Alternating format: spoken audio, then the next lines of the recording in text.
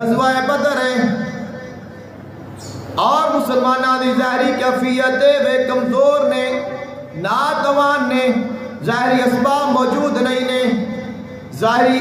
جنگی اوزار بھی موجود نہیں نے، بہت بڑی فوج بھی موجود نہیں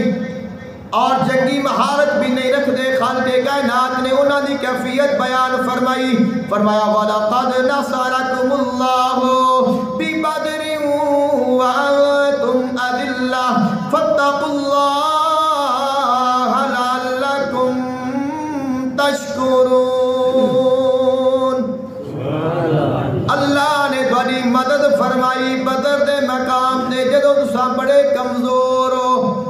اللہ جدو فرما رہا ہے تسا کمزور ہو، اگر طاقتور بھی ہوئے بندہ مضبوط بھی ہوئے، دنیا دیا جتنیاں بھی طاقتہ موجود ہوں، خالق کہوے تو کمزور ہے، من لے میں کمزور ہاں۔ خالق کائنات نے فرمایا تسا کمزور سو، میں تھوڑی مدد کی جتسا طاقتور بن گئے۔ اذ انتم مستضعفون فی الارض تخافون ان یتخطفکم الناس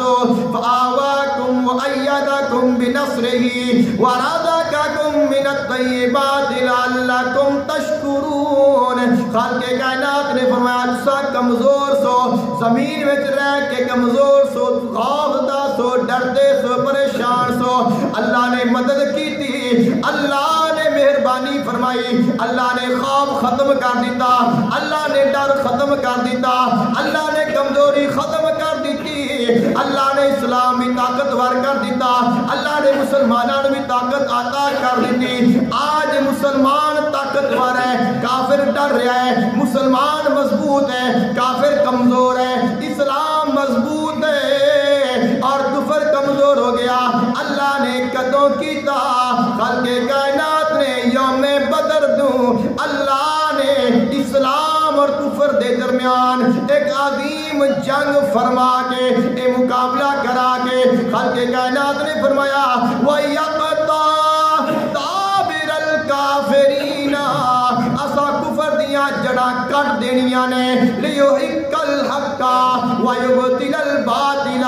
وَلَوْ كَرِهَ الْمُجْرِمُونَ، اسا حق نو حق کر دینا ہے اور اسا باطل نو باطل کر دینا ہے، اگرچہ جڑے مجرم نے انہاں نو پسند نہ